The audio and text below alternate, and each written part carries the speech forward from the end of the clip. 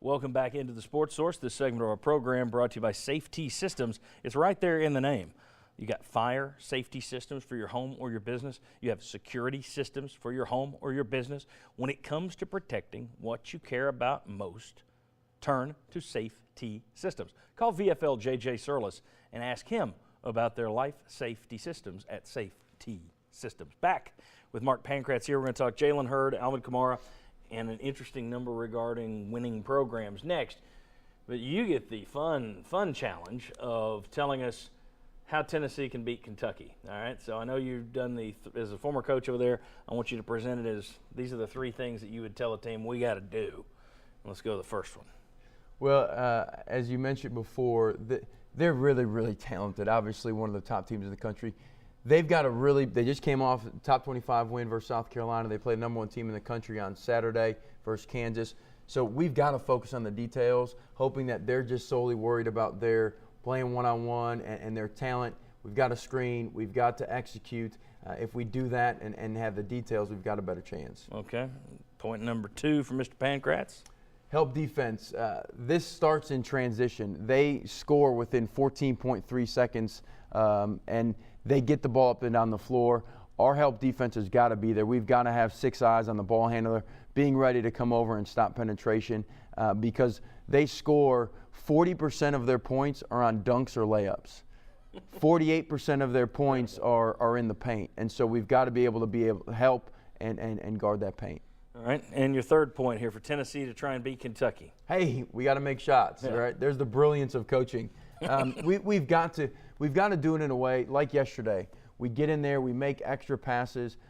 We're taking care of the basketball, turning down good shots to get great shots. And what we did yesterday, setting our screens lower so guys like Robert Hubbs that really want to get mid-range jump shots can get those in shooting range as opposed to letting their defense stretch us out past the three-point line.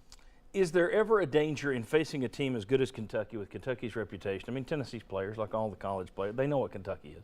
Is there ever a danger of guys getting too pumped up for a game like this? You know, you might say that sometimes, but the way that these young kids have handled the Gonzagas, the North Carolinas, they haven't been a part of that moment. And so I don't expect them to. If anything, I think it frees them up. This team, these young guys will come ready to play. We just got to make perimeter jump shots to be able to have a chance. All right, one other question I got about playing a Kentucky team that's this loaded. Again, it's a personality thing. It's a mental thing. Would seem that when Kentucky gets on a run, there would be a greater chance of cratering than if another team gets on a run. Is there any fear that your team starts to have more doubts when things go bad against this type of team?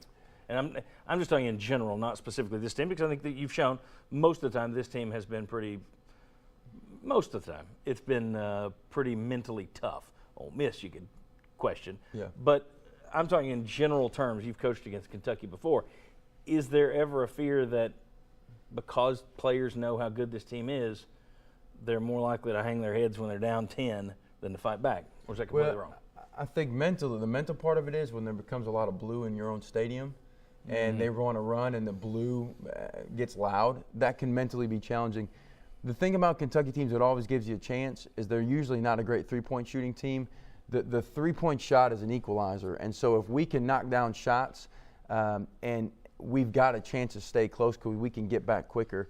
Because Kentucky, if we don't turn the ball over, they're gonna score. I'm not gonna say struggle to score, but it's gonna be tougher for them to score. All right, good deal. Mark Pankratz, thank you very much. You're going to stick around and talk to us in our overtime segment, which will be online later. I want to get your take as a non-football guy about the possibility of getting a football guy in David Blackburn or a former football coach in Philip Fulmer as the AD. How do other sports look at that? So we'll talk about that on overtime. Thanks to Mark Pankratz. When we come back next, Jalen Hurd's future, Alvin Kamara's draft status, and what's it take to be one of the all-time winningest programs in college football. I think it'll surprise you. Come on back.